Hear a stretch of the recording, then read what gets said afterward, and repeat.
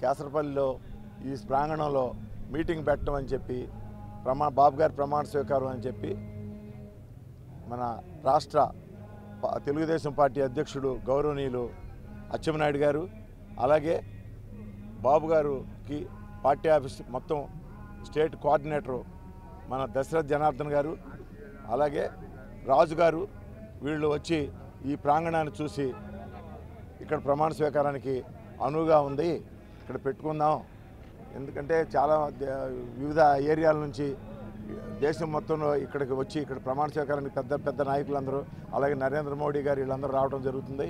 ఈ ప్రాంగణం అయితే ఎయిర్పోర్ట్కి నియరెస్ట్గా ఉంటుంది, ఇక్కడ పెడదామని చెప్పి అడిగారు. మేము మాట్లాడకుండా రైతులందరూ చాలా సంతోషంగా ఇద్దామని చెప్పి ఒక అదృష్టంగా భావించి ఇద్దామని చెప్పారు.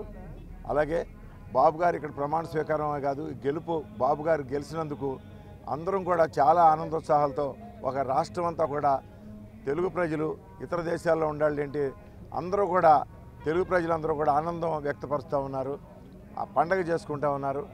అలాగే ఈ యొక్క రాక్షస పరిపాలన పోయి రాముడి పరిపాలన వచ్చిందని చెప్పి రామలక్ష్మణులాగా బాబు గారు పవన్ కళ్యాణ్ వాళ్ళిద్దరూ కూడా, పవన్ కళ్యాణ్ గారు అత్యంత నిజాయితీగా ఎన్నో ఒడిదుడుకులు వచ్చినా కూడా ఎంత నష్టపోయి కూడా ఆయన తెలుగుదేశం పార్టీకి, అలాగే ఆయన ఒక నిర్ణయాన్ని గెలిపించుకోవాలని తెలుగుదేశం ఈ కూటమిని మొత్తం కూటమి అందరూ కూడా కలయికి కూడా ఆయన ఎంతో పాత్ర వహించి కూటమి చేసి ఈ గెలుపుకి పవన్ కళ్యాణ్ గారు చాలా దోహదపడ్డారు.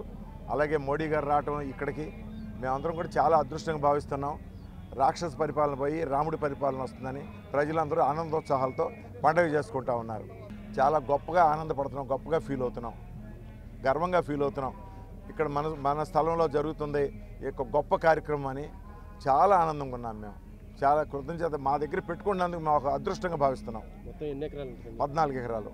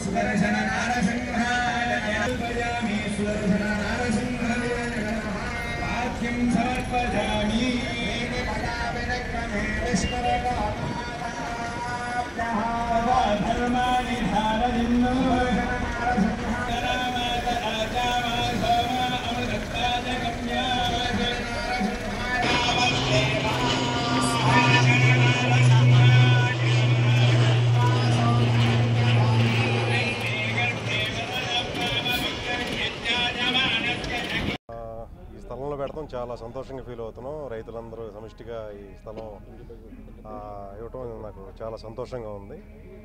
ముఖ్యంగా మోడీ గారు రావటం, పవన్ కళ్యాణ్ గారు రావటం, చంద్రబాబు గారు రావటం చాలా సంతోషంగా ఫీల్ అవుతున్నాం. ఇక్కడే ప్రమాణ స్వీకారం జరుగుతుంది, అందరికీ సంతోషదాయకం.